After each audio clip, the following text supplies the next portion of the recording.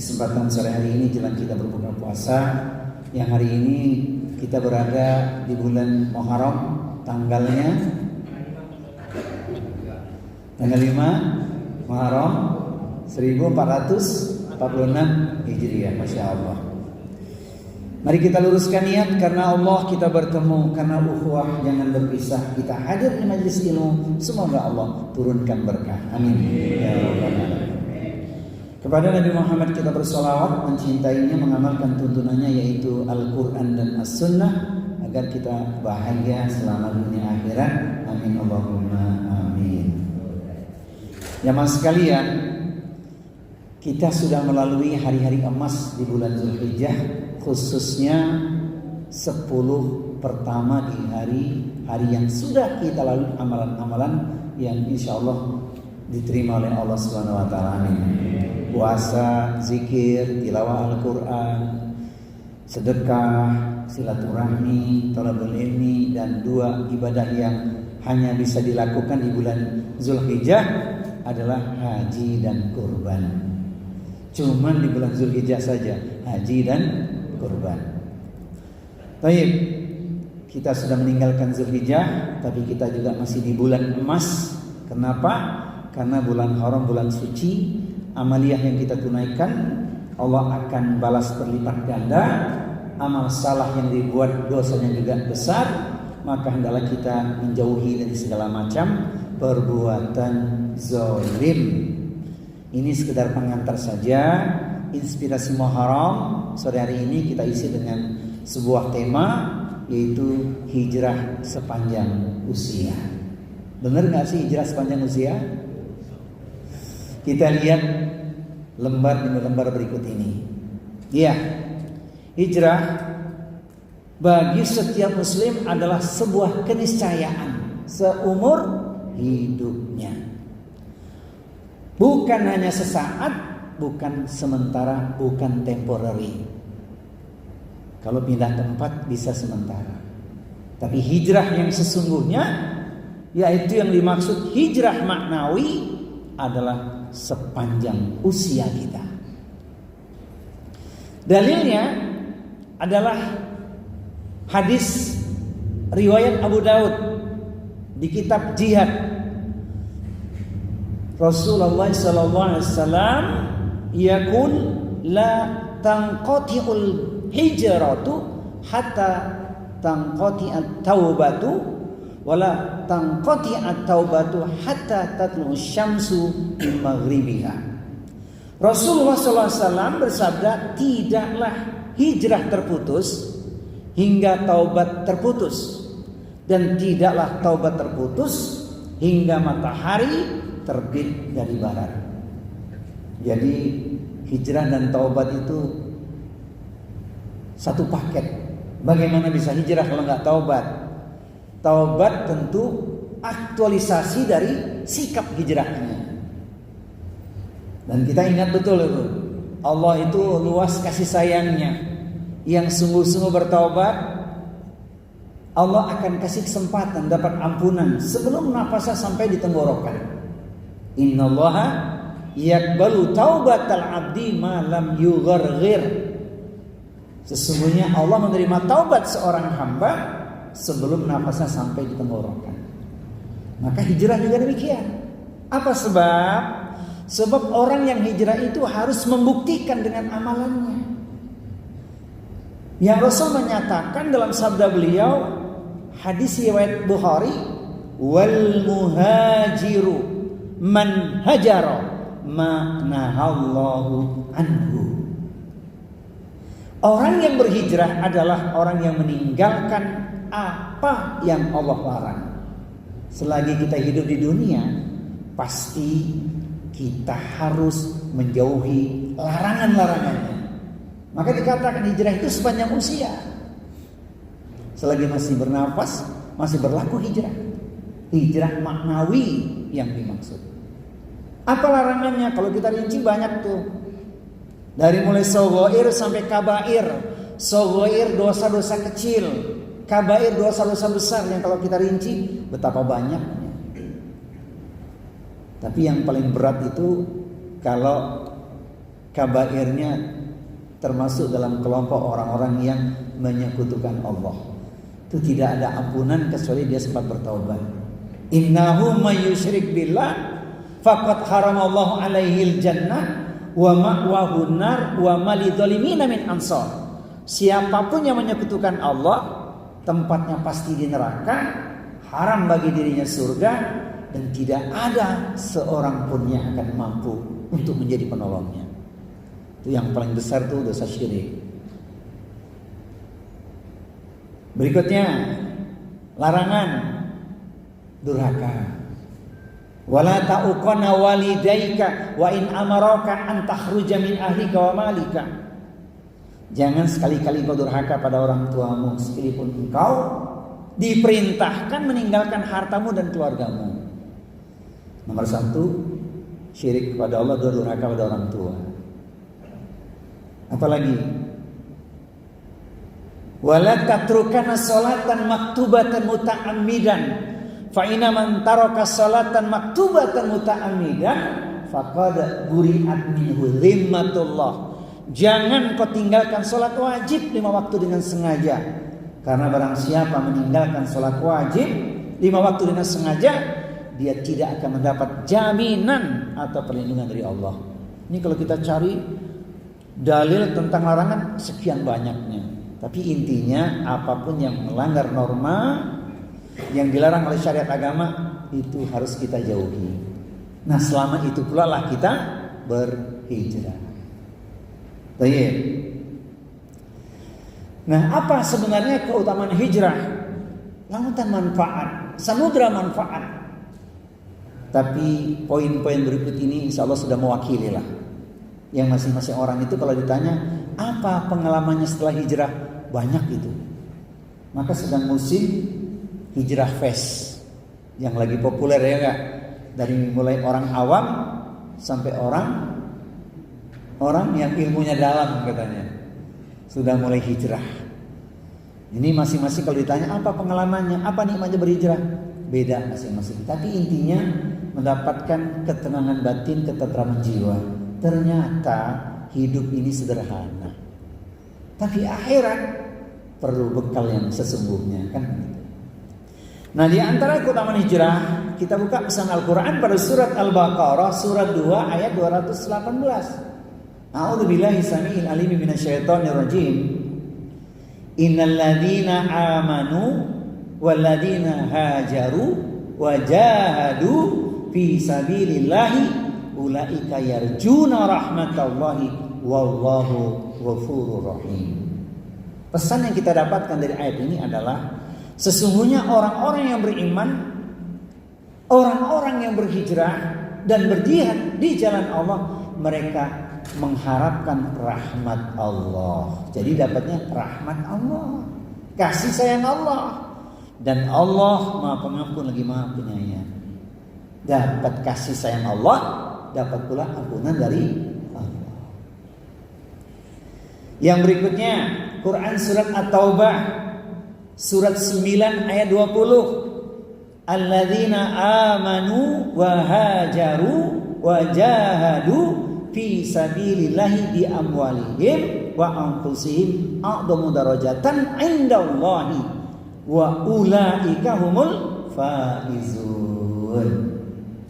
Orang-orang yang beriman dan berhijrah serta berjihad di jalan Allah dengan harta, benda dan diri mereka adalah lebih tinggi derajatnya di sisi Allah. Artinya Allah meninggikan derajat orang-orang yang berhijrah.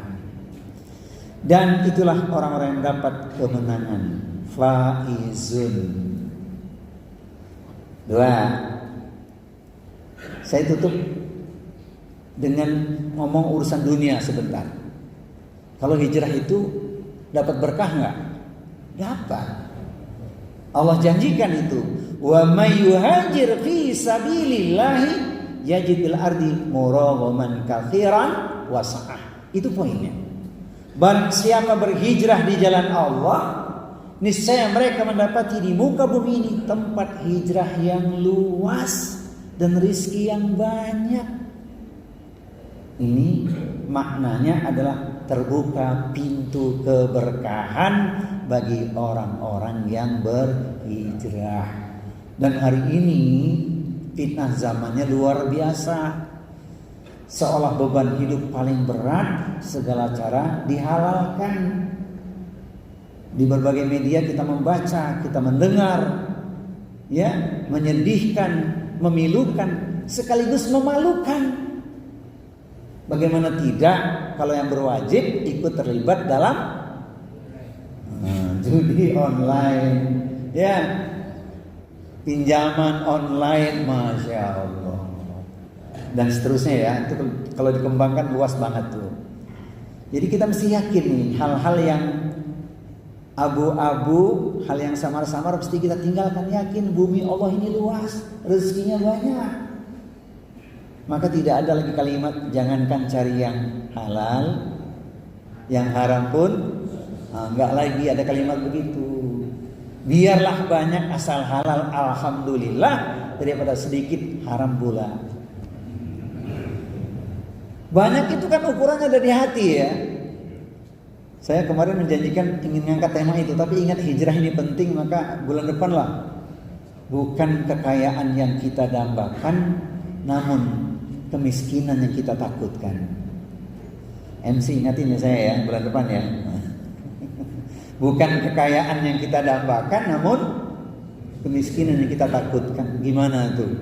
Bukan segalanya kekayaan yang didamba, tapi jangan sampai miskin, itu intinya. Bagaimana itu? Bulan depan kita luaskan insyaallah.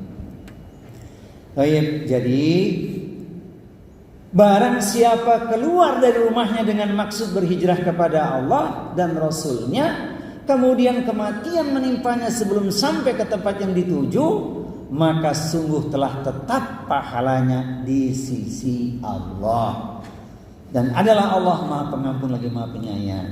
Itulah asbab berhijrah, mendapatkan bumi Allah luas dan rizki pun banyak, insya Allah. Ini ngomongin dunia sebentar ini. Jangan-jangan kalau bicara hijrah cuma akhirat. Tidak, dunia juga dapat. Asalkan yakin ya, jangan ragu. Dan puncaknya pasti surga. Dan orang-orang yang berhijrah di jalan Allah, kemudian mereka dibunuh atau mati, walladzina hajaru fi sabilillahi tsumma qutilu aw matu. Apa yang Allah janjikan? Dan orang-orang yang berhijrah di jalan Allah kemudian mereka dibunuh atau mati, benar-benar Allah akan memberikan kepada mereka rizki yang baik, rizki yang luar biasa. Itu nggak ada bandingan, ya surga. Dan sesungguhnya Allah adalah sebaik-baik memberi rizki. Kita juga temukan dalil yang semakna dengan itu di Quran surat At-Tolak. Boleh dibuka surat At-Tolak, surat 65 ayat di nomor 11. Rizki itu apa yang dimaksud? Surga. Coba dibaca. Quran suratnya surat At-Tolak, surat 65 ayatnya nomor 11. Ini memang harus kita yakini. Jadi jangan menganggap rizki itu cuma materi saja ya. Luas rizki, konsep rizki itu luas. Dan salah satu yang luar biasa puncak rizki adalah surga. Ayat 11. Ya, terjemahan. Dan mengutus seorang rasul yang membacakan ayat-ayat Allah kepadamu yang menerangkan bermacam-macam hukum. Terus? Agar dia mengeluarkan orang-orang yang beriman dan mengerjakan kebajikan dari kegelapan kepada cahaya. Dan barang siapa beriman kepada Allah dan mengerjakan kebajikan, niscaya dia akan memasukkannya ke dalam surga-surga yang mengalir di bawah sungai-sungai. Mereka kekal di dalamnya selama-lamanya. Sungguh Allah memberikan rezeki yang baik kepadanya. Nah, itu dia sama semakna itu. Jadi rezeki yang sebenarnya itu yang nggak ada bandingan surga. Tapi kelas dunia udah ada rezeki surga ya di majelis ilmu taman surga insyaallah. Baik. Jadi sekarang kita langsung masuk pada poin pentingnya, bahwa keutamaannya banyak. Masing-masing orang kalau ditanya apa pengalamannya setelah berhijrah, nikmat ibadah, jadi yakin, ukhuwah Islamiyah bertambah dan lain-lain lah. Yang tadinya hidup dalam kesendirian, berkubang dalam lautan maksiat dan dosa, tapi setelah berhijrah bertemu dengan orang-orang soleh. Dan masih banyak kisah-kisah menarik dari orang-orang yang berhijrah itu. Apa pengertian hijrah? Hijrah adalah artinya pindah atau meninggalkan. Adapun secara istilah syariat, yaitu sebagaimana dijelaskan oleh Syekh Muhammad At-Tamimi rahimahullah dalam risalahnya salah satu usul, wal hijratu al-intiqalu min baladi syirki ila baladil islami. Hijrah itu adalah berpindah dari negeri syirik menuju negeri Islam. Bagaimana kedudukannya hari ini? Nah, kita lihat ya. Hijrah yang secara umum bisa kita lihat bahwa setiap hijrah yang dilakukan dari negeri kafir ke negeri Islam itu kewajibannya berlaku sampai hari kiamat. Kalau di negeri kafir terancam ibadahnya, bisa menjerumuskan kepada kesyirikan, maka dia wajib untuk berhijrah, berlaku sampai hari kiamat. Nah, ada hijrah yang khusus, yaitu yang berlaku pada diri Rasulullah dan para sahabatnya dahulu, yaitu hijrah dari Mekah ke Madinah di masa Nabi Sallallahu Alaihi Wasallam. Pada saat itu Nabi meninggalkan negeri Mekah yang status Mekah adalah negeri syirik. Kemudian Nabi hijrah ke Madinah, dan di negeri tersebut tersebarlah atau intisyarlah Islam, yaitu di Madinah yang dulu namanya Yasrib. Itu ringkasnya ya. Jadi kalau kemudian ada sabda Rasul, ini tidak menyelisihi, tidak bertentangan, tidak ada hijrah setelah Fathul Mekah, berlakunya bagi Rasulullah dan para sahabatnya, begitu. Padahal di awal kan kita sudah kasih tadi cluenya, hijrah itu sepanjang usia. Tapi kok ini tidak ada hijrah setelah Fathul Mekah? Iya, berlaku untuk Rasulullah dan para sahabatnya. Kan nggak ada lagi Fathul Mekah, yaitu saja. Jadi yang dimaksud adalah hijrah khusus, yaitu dari Mekah ke Madinah di zaman Rasulullah SAW dan para sahabatnya. Nah, ini dia. Ada di sini dari Ibnu Abbas menerangkan bahwa Rasulullah SAW bersabda, tidak ada kewajiban hijrah setelah futuh Mekah atau pembukaan Mekah, melainkan jihad dan niat. Maka jika diseru perang, segeralah penuhi panggilan tersebut. Jadi itu hijrah khusus yang berlaku hanya pada Rasulullah SAW dan para sahabatnya, pembukaan Mekah. Ya, kalau sekarang tetap berlaku, hijrah ini tetap berlaku. Bahkan tadi sudah kita sebut tuh, sepanjang usia, selagi kita masih ada kehidupan, masih ada nafas, sebab ada potensi manusia itu melakukan perbuatan dosa. Kalau nggak hijrah, bagaimana dia bisa dibersihkan? Begitu. Baik, inilah poin kunci kita yang akan kita luaskan, karena memang esensi kita ngomongin soal hijrah ini. Kita tidak bicara tentang Muharram dengan segala ragam peristiwanya ya. Tapi ini yang mesti kita ambil, kita khususkan ngomongin soal hijrah. Bagaimana agar kita bisa istiqomah dalam berhijrah itu?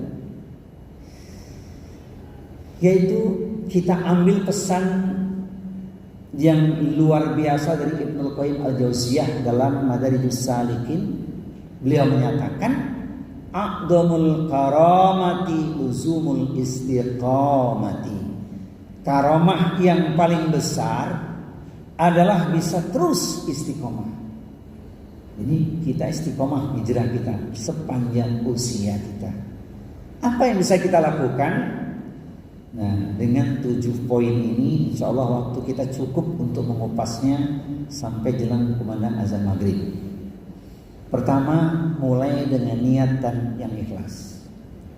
Sebagaimana hijrah yang disebutkan dalam hadis Bukhari Muslim yang populer, dan ini sering dibaca ketika pergantian tahun, supaya kita luruskan niat.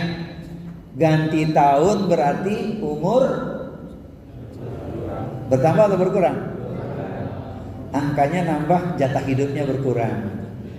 Ya, selalu ini dikaitkan dengan hijrah.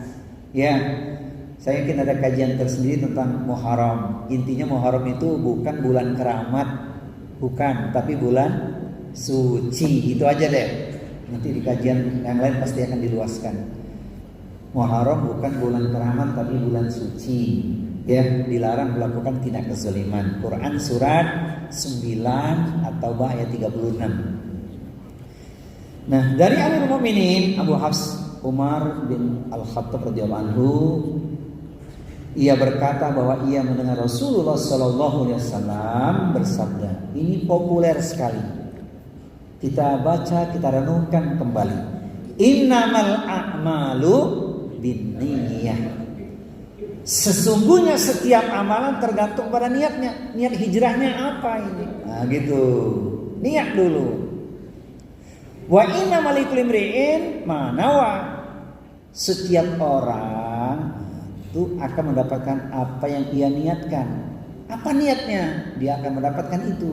Karena kisah ini sebenarnya mengingatkan kita dulu ketika Rasulullah hijrah, ada yang hijrah tapi bukan karena Allah, bukan karena Rasul. Tujuannya lain. Untuk dapat harta, untuk dapat menikahi seorang wanita. Asal berurut di sini ya. Faman kanat hijratuhu ila Allahi wa rasulihi fa hijratuhu ila Allahi wa rasulihi. Siapa yang hijrahnya karena Allah dan Rasulnya, maka hijrahnya untuk Allah dan Rasulnya. Kemudian wa man kanat hijratuhu lidunya yusibuha. Siapa yang hijrahnya karena mencari dunia, yaitu harta, remah-remahnya gitu ya. Aw imra'atin yang kihuha, atau karena wanita yang akan dinikahinya, fa hijratuhu ila ma hajara ilaihi. Maka hijrahnya kepada yang ia tuju. Jadi hijrah harus karena Allah, niatnya karena Allah. Bukan coba-coba. Coba-coba hijrah dulu enak apa enggak? Itu sudah salah niat tuh. Jadi memang semua amalan itu diawali dari niat. Kalau niatnya benar ya dapatnya benar. Kalau niatnya salah ya dapatnya ya cuma itu. Siapa yang niatnya benar ya dapatnya benar insya Allah. Tapi kalau niatnya salah ya dapatnya salah. Mulai dengan niatan yang ikhlas. Kita baru saja melalui satu momen yang indah saat berkurban, yang sampaikan kepada Allah karena ikhlasnya kan, bukan karena dagingnya, bukan darahnya, bukan sembelihannya karena apapun. La yanalallaha luhumuha wala dima'uha walakin yanaluhu taqwa minkum, kan itu. Yang sampai kepada Allah adalah karena ketakwaan. Takwa itu landasannya ikhlas, mengharap, mencari keridhaan Allah. Di ayat yang lain, kita sangat akrab, nggak asing lagi, kita ikrarkan tuh, kul inna sholati wa nusuki wa mahyaya wa mamati lillahi rabbil alamin. Katakanlah sesungguhnya sholatku, ibadahku, bahkan hidup dan matiku semuanya kupersembahkan untuk Allah Rabb semesta alam.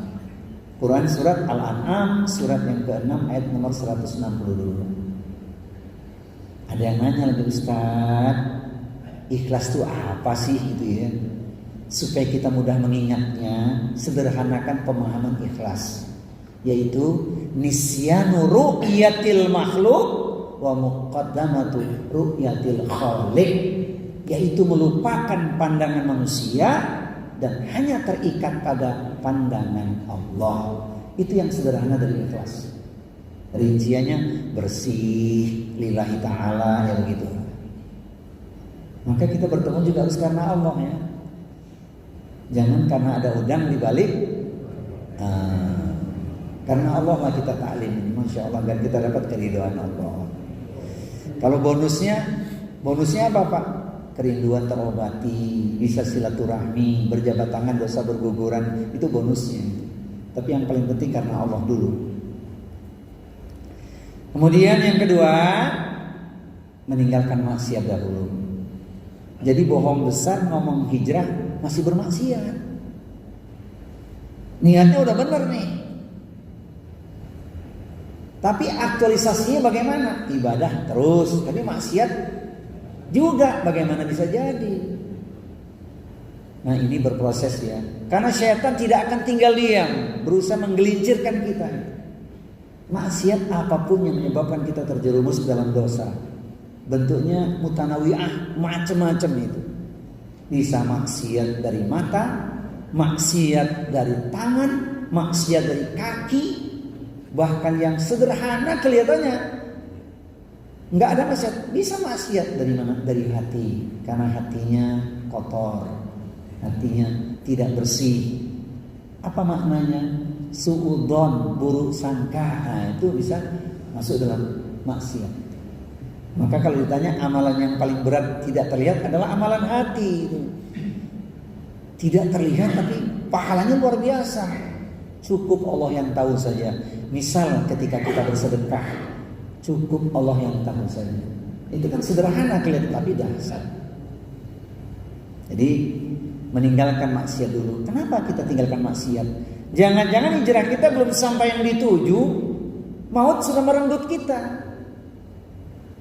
Nabi mengingatkan dalam hadis Bukhari, iyyakum wal maksiyata fa inna bil maksiyati halasuhtullah. Jauhi olehmu berbuat maksiat, karena asbab maksiat Allah turun dengan kemurkaannya. Maka ada yang mengatakan hijrahnya masih setengah hati. Pernah dengar nggak? Hijrahnya coba-coba. Jadi masih STMJ. Apa STMJ? Salat terus, maksiat juga. Bagaimana hijrahnya dapat? Jadi maksiat dijauhi dulu ini. Proses Ustaz, bertahap, setahap demi setahap. Iyalah. Kan tak ada yang sempurna manusia ini. Itu yang di awal saya katakan, hijrah itu sepanjang usia. Sebab kita dibuat tertipu oleh bunyi oleh syaitan itu. Jadi sekali lagi, hati-hati dengan maksiat. Sebab kalau maksiat tidak kita hindari, hijrahnya nggak sampai. Belum sampai hijrah, maut sudah merenggutnya. Sebab Allah turun dengan kemurkaannya. Bahkan yang paling mengerikan itu, asbab kezaliman seseorang menimpa banyak orang. Hati-hati dengan maksiat itu. Wattaqu fitnatan la tusibanna alladziina zalamu minkum khassah wa'lamu annallaha syadidul iqab. Takutlah kalian, waspadalah kalian ketika musibah ditimpakan tidak hanya kepada pelaku atau yang zalim saja, tapi bisa menimpa kepada siapapun juga. Jadi hijrahnya jangan setengah hati ya. Ini yang kedua. Yang ketiga, menguatkan tekad untuk menjadi lebih baik. Masya Allah, kita akrab dengan lafaz mangkana yaumuhu khairun min amsihi wa huwa rabihun. Siapa orangnya yang hari ini lebih baik dibandingkan kemarin? Ya akhlaknya, ya ibadahnya, pendek kata karakternya, maka dialah orang yang beruntung. Sebab hari ini lebih baik dibandingkan kemarin. Yang kedua, wa man kana yaumuhu kamitsli amsihi wa huwa khasirun.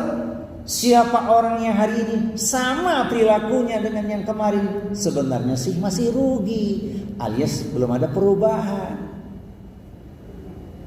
Apalagi kalau yang ketiga ini, wa man kana yaumuhu syarrun min amsihi wa huwa mal'unun. Siapa yang hari ini lebih buruk dibandingkan kemarin, maka dialah orang yang celaka atau terlaknat. Jadi mesti punya tekad, punya azam.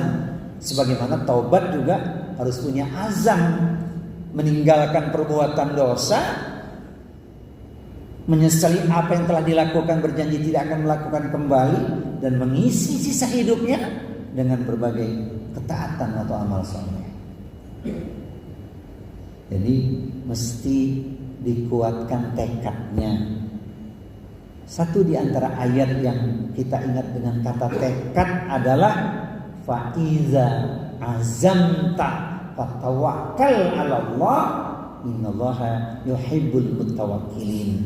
Maka jika engkau telah membulatkan tekad, bertawakallah kepada Allah, berserah diri. Sesungguhnya Allah mencintai atau menyukai orang-orang yang bertawakal atau berserah diri. Jadi tekad dulu ini. Mesti punya azam, mesti punya tekad.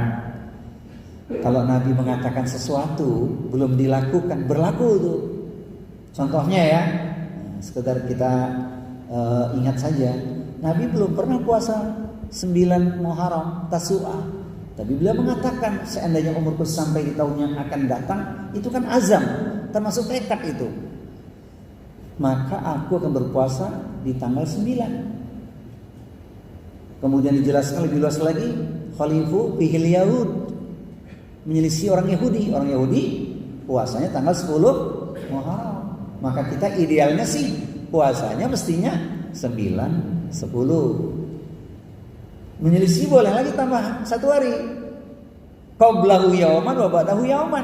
Sebelumnya sehari atau setelahnya sehari. Boleh 10 dan 11. Elok niat kalau 9, 10, 11 di bulan Muharram. Coba lihat kalender Hijriah kita. Insya Allah mulai hari Senin depan. Senin tanggal 9. Selasa 10. Rabu 11. Ketemu hari Kamis, puasa Kamis tanggal 12. Lanjut Ayyamul Bid. Masya Allah, luar biasa. Semoga di tanggal-tanggal khusus itu ya, mohon maaf nih, semoga di tanggal-tanggal khusus itu tidak ada tasyakuran, undangan ya. Kelihatannya sih tanggal 10 Muharram gak ada yang undang sih, ya. Kalaupun ada undangan berbuka puasa boleh. Tapi kalau terpaksa datang juga itu karena tidak punya pilihan. Dia nganggap tanggal 10 itu hari istimewa gitu ya. Datang aja. Kasih dia syair, kue timus di atas meja, tolong bungkus untuk saya. Nggak apa-apa.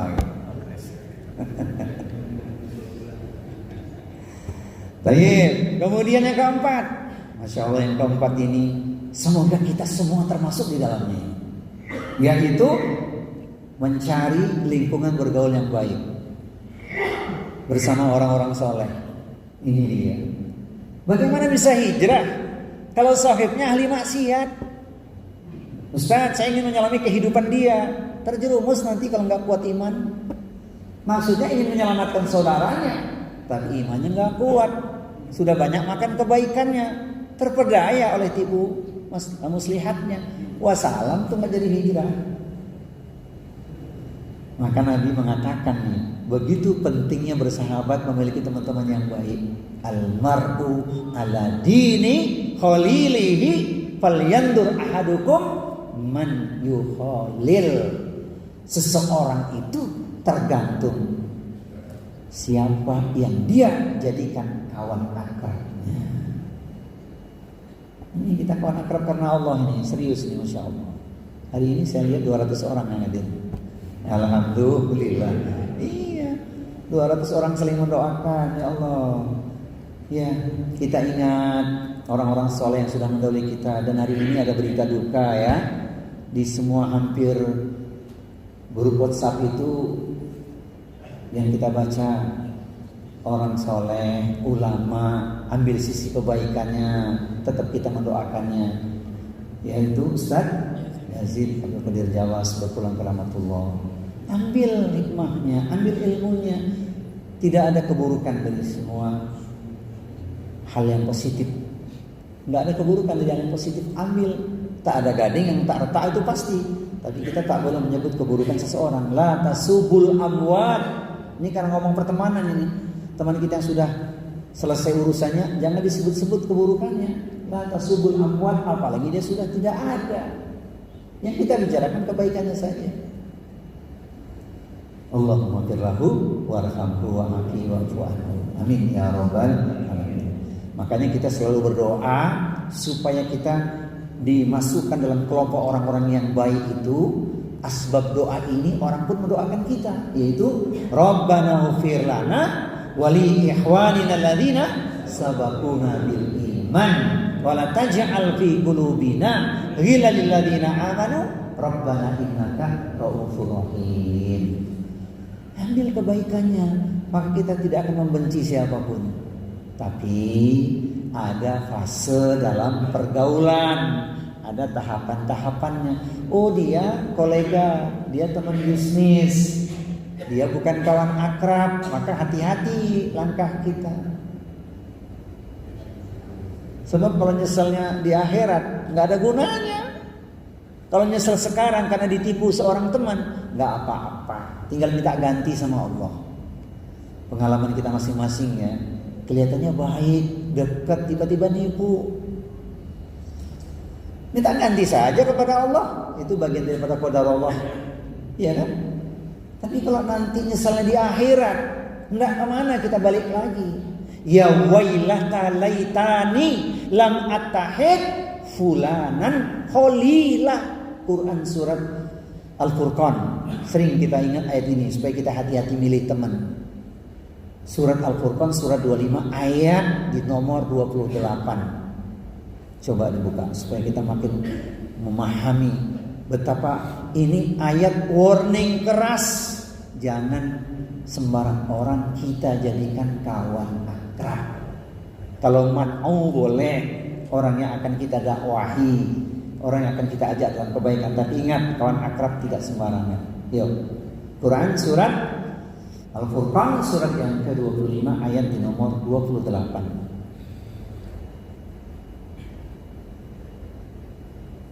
Wahai celaka aku, sekiranya dulu aku tidak menjadikan simpulan untuk teman akrabku. Nah, itu di akhirat tuh nyeselnya tuh. Ya. Kalau masih nyesel di dunia mah masih aman, masih bisa memperbaiki ya. Tinggal kita minta ganti sama Allah kalau kita merasa dirugikan, ya kan? Dan itu terjadi. Wahai saudaraku, pencinta ilmu penduduk surga, semoga kita digolongkan dalam kelompok orang-orang yang soleh. Amin. Jangan lupa banyak berdoa, mohon pada Allah. Doanya Nabi Ibrahim agar benar-benar kita dapat dua keutamaan yang Allah abadikan dalam Quran surat Asy-Syu'ara surat 26 ayat di nomor 83. Rabbi habli hukman wa alhiqni bisolihin. Ya Allah, berilah aku hikmah ilmu dan jadikan aku atau masukkan aku ke dalam golongan orang-orang yang soleh. Jangan lupa Quran surat Asy-Syu'ara surat 26 ayat nomor 83. Nah, Allah memberikan warning juga sekaligus perintah supaya kita memang harus bersama dengan orang-orang yang benar. Saya sekarang suka pakai mukadimah kalimat dari ayat ini ya, supaya kita tersentuh saja sebenarnya. Quran surat At-Taubah surat 9 ayat 119. A'udzu billahi samii'il 'aliim minasyaitonir rajiim. Ya ayyuhalladzina amanu taqullaha wa kunu ma'as shadiqin. Wahai orang-orang yang beriman, bertakwalah kepada Allah dan bersamalah kamu dengan orang-orang yang benar. Semoga kita termasuk di dalam. Amin ya rabbal. Jadi mesti berani mengatakan yang hak. Qulil haqqo kana muron. Qulil haqqo walau kana muron. Jangan sekedar kita ngekor, bahaya nanti. Sudah lewat masanya itu. Hati-hati. STMJ. Sunnah tunaikan, maksiat jauhkan. Nah, itu yang saya maksud. Kemudian yang kelima, agar kita bisa istiqomah dalam berhijrah. Karena hijrah itu keutamanya sekian banyak, luar biasa, bahagia di dunia dan di akhirat. Maka menambah bekal lewat majelis ilmu. Iya. Bagaimana kita bisa paham lautan ilmu kalau tidak kita menambah bekal di majelis ilmu. Dan itu berlaku bagi siapapun, tidak terkecuali. Pasti masing-masing kita wajib menuntut ilmu. Jadi ada saatnya kita jadi mustami, ada saatnya. Cuman nggak ngomong-ngomong aja kan. Tetap taklim, ada waktunya. Para asatid juga saling mengingatkan tuh di grupnya supaya tidak salah dalam menyampaikan ilmu, karena ilmu itu kan cahaya. Jadi walaupun ini sudah sering disampaikan tentang talabul ilmi, tapi kita harus menyentuh hati kita. Dan ketika ayat Al-Quran dibacakan, rahasianya adalah aminkan kalau itu baik. Jadi ketika kita menyimak paparan dalam sebuah majelis dengan fadilah kebaikan atau keutamanya, aminkan, semoga kita termasuk orang yang disebut di ayat tersebut. Baca Al-Quran ketemu ayat-ayat surga, mohon pada Allah agar kita jadi ahli surga. Saat ancaman berat neraka, mohon agar kita dilindungi dari siksa neraka. Dan ayat ini populer ya. Tidak ada derajat yang sempurna kalau tidak punya iman dan ilmu. Makanya Allah memuliakan, Allah meninggikan derajat orang beriman dan berilmu. Kita baca lengkap ayatnya, terjemahannya supaya kita makin cinta, makin semangat menggali ilmu. Quran di surat Al-Mujadilah, surat 58 ayat yang ke-11. Penggalannya itu langsung nyentuh hati kita. Ya rifa'illahul ladina amanu minkum wal ladina utul ilma darajat. Yang lengkap. Wahai orang-orang yang beriman, apabila dikatakan kepada kamu, berilah kelapangan di dalam majelis-majelis, maka lapangkanlah, niscaya Allah akan memberi kelapangan untukmu. Dan apabila dikatakan berdirilah kamu, maka berdirilah, niscaya Allah akan mengangkat derajat orang-orang yang beriman di antaramu, dan orang-orang yang diberi ilmu beberapa derajat, dan Allah Maha mengetahui terhadap apa yang kamu kerjakan. Masya Allah. Ayat ini ya kita aminkan hati kita. Ya Allah, semoga aku termasuk orang yang Engkau kuatkan iman dan Kau berikan cahaya ilmu itu. Jadi ketika kita baca Al-Quran itu dengan sikap tadabur gitu, baca, hayati, renungkan dan mohon kepada Allah. Begitu. Ini di tadabur Al-Quran sudah sering disampaikan oleh narasumber yang lain kan. Tapi kita merasakan tuh ketika baca Al-Quran kita hayati, langsung nyes masuk ke hati kita. Semoga diaminkan. Amin ya Rabbal Alamin. Siapa yang aminkan? Malaikat, karena kita di majelis ilmu ini. Masya Allah. Ngomongin ilmu ya sudah sering kita dapatkan cahaya yang menerangi kehidupan. Makanya orang yang menuntut ilmu jihad ya. Jihad talabul ilmi. Man salaka tariqan yaltamisu fihi ilman salallahu bihi tariqan ilal jannah. Jelas. Dimudahkan jalan menuju surganya Allah Subhanahu wa taala. Nah, di nomor yang kelima ini, agar kita semakin bersemangat, kita khawatir kalau tidak paham, tidak mengerti, hanya pakai fikroh, ta'assub. Nah, ini hati-hati nih ya. Sampai tingkat ta'assub, pokoknya kalau bukan dia yang ngomong, saya nggak terima. Hati-hati itu ya. Nanti kita akan mempertanggungjawabkan masing-masing soalnya. Iya, hati-hati ya, jangan ta'assub. Lihat pesan Al-Quran yang satu ini, surat 17 ayat 36. Wala taqfu ma laisa laka bihi ilmun innas sam'a wal basara wal fu'ada kullu ulaika kana anhu mas'ula. Dan janganlah kamu mengikuti sesuatu yang tidak kamu ketahui, karena pendengaran, penglihatan dan hati nurani, semua itu akan diminta pertanggungjawabannya. Iya. Jadi ini benar-benar ini ya. Alhamdulillah kita diberikan kemudahan, ringan langkah untuk menghadiri majelis ilmu. Makin berat perjuangannya, makin banyak jejak langkahnya, makin besar pahalanya. Serius. Al-jaza' min jinsil amal. Mudah-mudahan ya kita senantiasa bersemangat untuk thalabul ilmi ya. Tapi ingat, ilmu bukan cuma perhiasan, alias bukan cuma referensi. Ilmu harus diamalkan. Nah, itu nanti kita masukkan di poin terakhir ya, yaitu muhasabah sebelum berbuat. Saya ringkas. Kemudian yang keenam, yaitu memperbanyak doa. Bagaimana kita bisa istiqomah kalau tidak bermohon kepada Allah? Sementara Allah menjanjikan, berdoalah kepadaku, aku akan kabulkan. Berdoa kita, semoga istiqomah dalam berhijrah sepanjang hayat kita. Sudah diawali sejak bangun tidur kan? Kita bersyukur dikasih kehidupan. Berdoa kan? Bangun tidur langsung berdoa itu.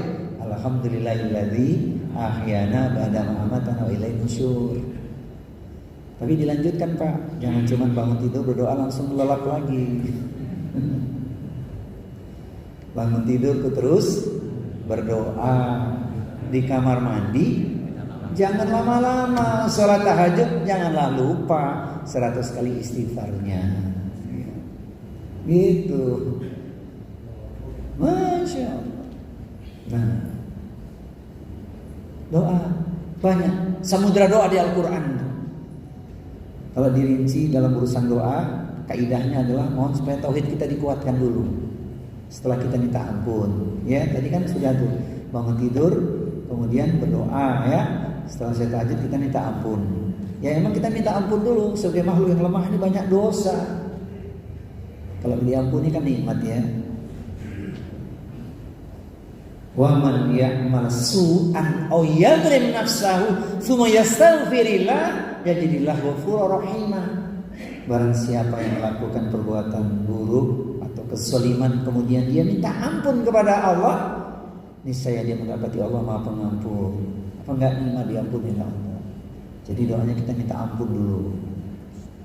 Istighfarnya yang Rasul katakan 100 kali. Ya ayyuhan nasu tubu ilallah fa inni atubu fil yaumi atamarrah wa fi riwayatin sab'una marrah. Wahai manusia, bertobatlah. Sesungguhnya aku mohon ampun kepada Allah 100 kali dalam sehari, dan di riwayat yang lain 70 kali. Itu Rasulullah yang maksum. Bagaimana dengan kita? Minta ampun. Kemudian tauhid agar dikuatkan. Rabbana la tuzigh qulubana ba'da idh hadaitana wa hab lana min ladunka rahmah innaka antal wahhab. Ya Allah, jangan kau condongkan hati kami pada kesesatan setelah kau berikan petunjuk hidayah kepada kami. Engkaulah sebaik-baik memberi rahmat. Tauhid. Kemudian dimudahkan dalam ibadah, khususnya urusan sholat, dan mohon kepada Allah agar seluruh anggota keluarga kita itu ahli sholat. Rabbi ja'alni muqimas sholati wa min dzurriyyati Rabbana taqabbal du'a. Gitu. Kemudian dalam segala aspek kehidupan Allah mudahkan urusan kita. Allahumma la sahla illa ma ja'altahu sahla wa anta taj'alul hazna idza syi'ta sahla. Alhamdulillah, usai sholat subuh tidak lupa 3 permohonan. Allahumma inni as'aluka ilman nafi'an wa rizqan thayyiban wa amalan mutaqabbalan. Masya Allah. Ingat saudaranya di Palestina, Allah mansur ikhwanana mujahidin fi Filistin wa Gaza wa Rafah. Nah itu. Kalau dirinci ada tema khusus namanya samudera doa.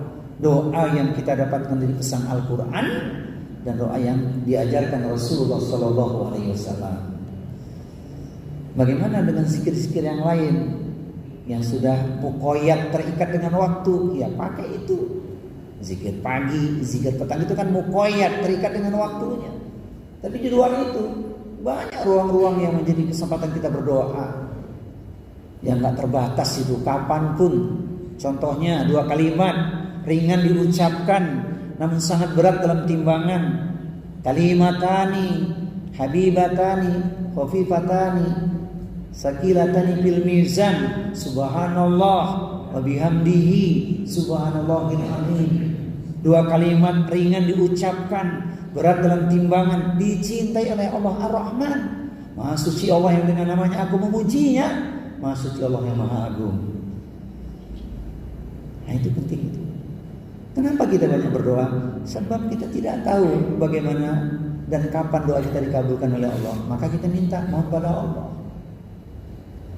Yang paling pahit nih, tapi manis, indah, yaitu antisipasi agar kita wafat nanti husnul khotimah. Jangan lupa, Allahumma inni as'aluka husnul khotimah. Sederhana, tapi maksudnya jangan kita saja yang mengamalkan. Pastikan seluruh anggota keluarga kita mengamalkan doa ini. Itu maksudnya.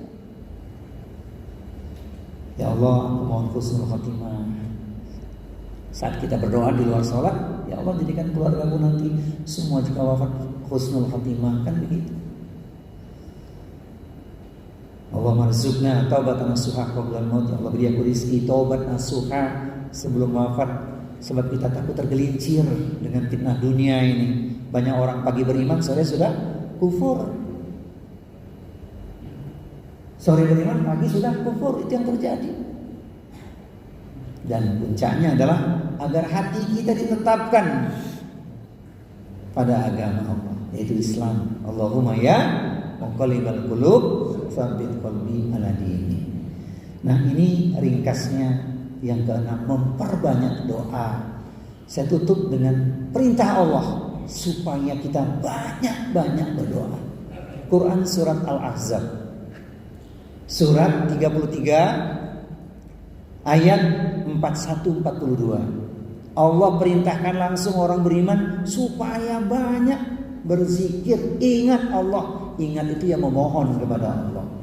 Al-Ahzab surat 33 ayat nomor 41-42. Ya ayyuhalladzina amanu dzkurullaha dzikran katsira wasabbihu bukratan wa asila. Wahai orang-orang yang beriman, ingatlah kepada Allah dengan mengingat namanya sebanyak-banyaknya dan bertasbih kepadanya pada waktu pagi dan petang. Ya, itu dia. Jadi jangan lelah, jangan merasa letih, jangan merasa capek berdoa. Berdoa itu nikmat kan? Bayangin, kita minta tapi berpahala. Coba. Minta berpahala pula lagi, dan Allah sangat senang itu. Wa qala rabbukum ud'uni astajib lakum. Mintalah padaku, kata Allah, Rabb Tuhan kalian telah kita, aku akan kabulkan, kata Allah. Jadi rugi kalau nggak banyak berdoa ya. Sudah berdoa, minta berpahala pula lagi. Berarti kita menghambakan diri kepada Allah. Nah, ini nomor khusus nih, saya ambil yang ketujuh, muhasabah sebelum berbuat. Ini spesial, ungkapan kalbu, yaitu muhasabah sebelum berbuat. Nanti kita akan mengambil dari pesan hadis Rasulullah, tapi ayat ini perlu saya nukilkan. Memang isyarat untuk kita banyak bermuhasabah, banyak kita merenung. Ya ayyuhalladzina amanu taqullaha wal tandur nafsun ma qaddamat lighad wattaqullaha innallaha khabirum bima ta'malun. Wahai orang-orang yang beriman, bertakwalah kepada Allah dan hendaklah setiap orang memperhatikan apa yang telah diperbuatnya untuk hari esok, yaitu yang dimaksud bekal akhirat. Bertakwalah kepada Allah, sesungguhnya Allah Maha teliti terhadap apa yang kamu kerjakan. Quran surat Al-Hasyr surat yang ke-59 ayat di nomor 18. Ini ayat ini tiap hari mestinya kita baca ini, sebab isyarat supaya kita itu merenung, muhasabah, ya, untuk perbaikan amal itu. Jadi muhasabah sebagai renungan kita untuk perbaikan amal. Sebelum berbuat, merenung dulu. Kita akan muhasabah ya setelah ini ya, lewat pesan hadis yang satu ini, karena ini penting. Diriwayatkan oleh sahabat Abdullah ibnu Abbas radhiyallahu anhu. Kelihatannya semua hafal ini hadis ini. Sejak zaman masih TK kali ya, kita sudah dapat hadis ini ya. Dinukilkan kemudian dalam berbagai syair, nasid. Tapi kita bukan ingin bersyair maksudnya, cuman kita ingat saja. Ini sederhana tapi dalam. Kalau kita rinci, manfaatnya luas. Nggak asing lagi ya. Irtanim khamsan qabla khamsin, syababaka qabla haramika, wa sihhataka qabla sakomika, wa ghinaka qabla fakrika, wa farawaka qabla syughlika, wa hayataka qabla mautika. Ini bukan untuk sekedar kita baca, kita ambil hikmahnya sore hari ini. Manfaatkanlah 5 perkara sebelum kamu kedatangan atau datang yang 5 perkara, yakni masa mudamu sebelum datang masa tuamu, sehatmu sebelum datang sakitmu, masa kayamu sebelum datang fakirmu atau miskinmu, waktu luangmu sebelum waktu sibukmu, masa hidupmu sebelum datang kematianmu. Izinkan sore hari ini, karena ini ada hubungan dengan muhasabah, saya ingin meluaskan sebagai renungan untuk kita semua ya. Saudaraku sekalian, pencinta ilmu perindu surga. Pertama, syababaka qabla haramika, yaitu masa mudamu sebelum datang masa tua. Kita jadi teringat masa muda yang telah kita lewati. Muncul penyesalan dengan kata yang tidak boleh kita ucapkan sebenarnya. Seandainya dulu aku melakukan itu di masa mudaku, aku akan begini dan begitu. Cukup di dalam hati saja. Tapi nasihat ini berlaku bagi generasi muda, untuk anak-anak kita khususnya, yaitu betapa bahagianya ketika masa muda dijadikan momen untuk menggali, mempersiapkan bekal. Masa muda, masa berkarya, masa meraih impian, cita-cita dan harapan, masa menjadi kesempatan emas untuk mencari bekal yang sebanyak-banyaknya. Sayangnya masa itu telah berlalu bagi kita. Tapi jangan menyesal, sebab kita masih diberi kesempatan. Walaupun sekarang sudah tua, tetap milikilah semangat muda, sebab karya tidak mengenal usia.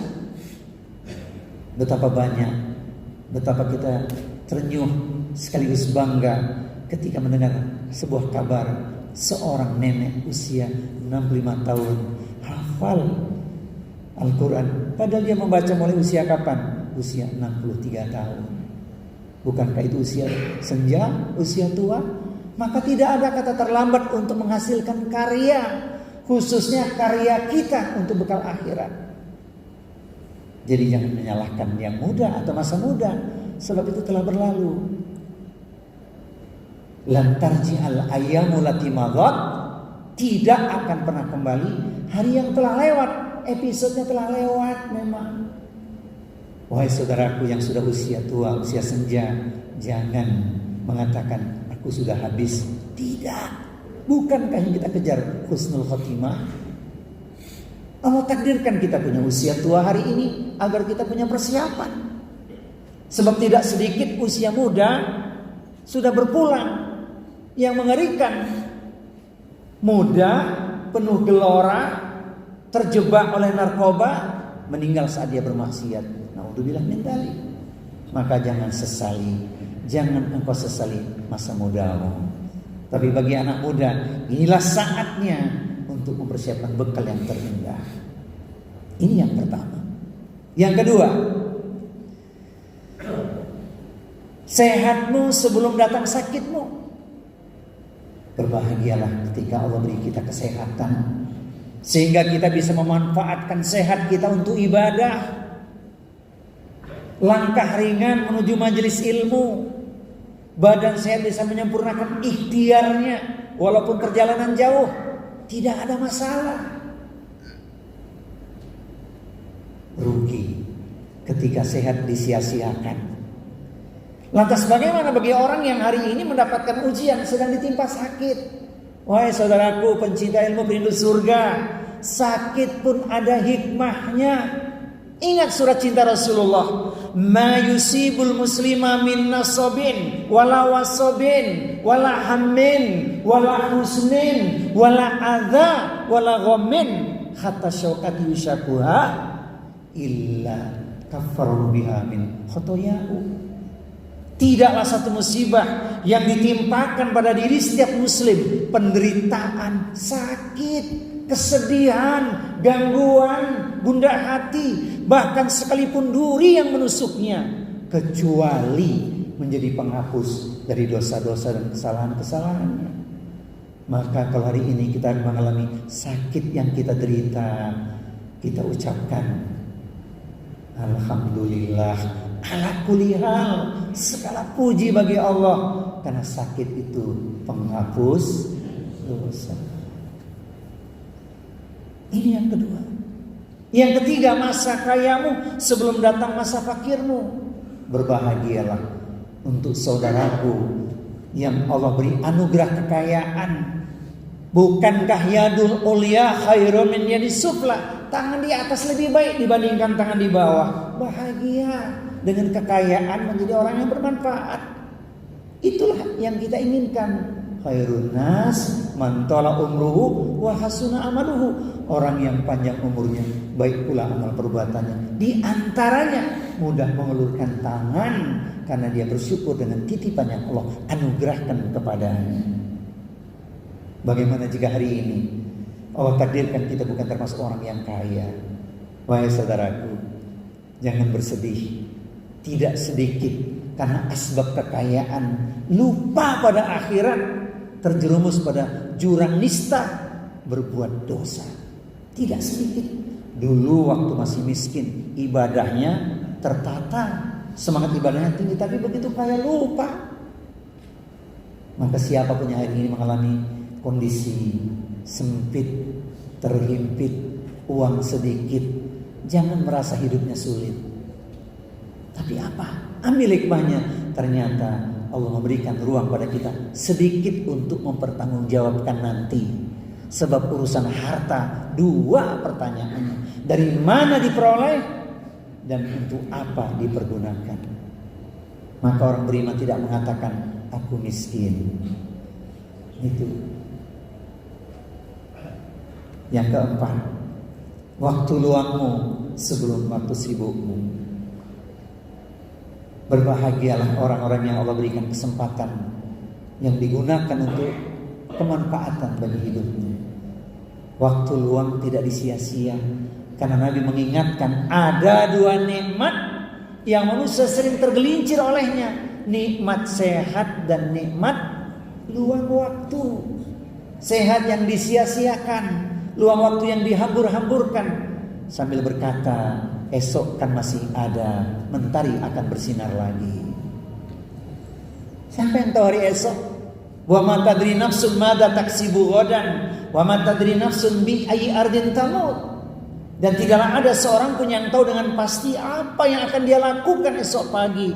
Tak pula ada seorang pun yang tahu di bumi mana dia akan mati. Lantas bagaimana jika hari ini kita termasuk orang yang sibuk dengan aktivitas yang bermanfaat tentunya. Saudaraku, pencinta ilmu perindu surga, sesibuk apapun jangan tinggalkan Allah. Jangan tinggalkan sholat. Ingat pesan Al-Quran, fadhkuruni azkurkum. Maka ingatlah kalian kepadaku, aku akan ingat pada kalian. Bayangkan Allah ingat kepada kita. Itu artinya Allah melindungi kita, menyelamatkan kita, memberkahi kita. Masya Allah. Sesibuk apapun jangan tinggalkan Allah. Ada kaidah yang sederhana. Fa idza faraghta fansab wa ila rabbika farghab. Maka jika engkau telah selesai dari satu aktivitas, lanjutkan aktivitas yang berikutnya. Tidak engkau sia-siakan. Masya Allah. Duduk bersenda gurau yang bermanfaat, saling mengingatkan dalam kebenaran dan kesabaran. Kemudian puncaknya adalah wahayataka qabla mautika, masa hidupmu sebelum datang kematian. Ini yang paling menyentuh hati kita. Harapan kita sama, saat sakratul maut kita mendapatkan surat cinta Allah. Quran surat Fussilat, surat yang ke-41 ayat di nomor 30, bagi orang-orang yang istiqomah. Innal ladzina qalu rabbunallah tsumastaqamu tatanazzalu alaihimul malaikah alla takhafu wa la tahzanu wa abshiru bil jannati allati kuntum tu'adun. Sesungguhnya orang-orang yang berkata Tuhan kami adalah Allah, kemudian mereka menemukan pendirian mereka, maka malaikat-malaikat akan turun kepada mereka dan berkata, janganlah kamu merasa takut dan janganlah kamu merasa bersedih hati, dan bergembiralah kamu dengan memperoleh surga yang telah dijanjikan kepadamu. Saat keluar begitu mudah, malaikat mengatakan jangan takut, jangan sedih. Surga diperlihatkan, itulah yang kita inginkan. Maka selagi kita hidup, jangan lelah, jangan malas. Lakukan yang terbaik semampu kita, karena sekaranglah saatnya. Sekarang beramal, akhirat balasan untuk kita. Lawan letih lelah kita, ketuk pintu langit Allah. Kalau tidak sekarang, kapan lagi waktunya? Supaya tidak ada muncul penyesalan. Alangkah indahnya ketika kita termasuk orang-orang yang meraih gelar husnul khotimah. Kullu nafsin dha'iqatul maut wa innama tuwaffawna ujurakum yaumal qiyamah. Faman zuhziha 'anil nari wa udkhilal jannah faqad faz wa mal hayatud dunya illa mata'ul ghurur. Setiap jiwa pasti merasakan datangnya kematian, maka disempurnakanlah balasannya. Jika di hari kiamat nanti dipastikan masuk ke dalam surga, bebas dari neraka, itulah kemenangan yang sesungguhnya, kemenangan yang besar. Sungguh dunia hanyalah tipu daya yang melalaikan. Saudaraku sekalian, semoga Allah memudahkan kita untuk istiqomah menjaga hijrah di sepanjang usia kita, dan Allah menjadikan kita ahli takwa. Amin Allahumma amin. Allahu a'lam bishawab.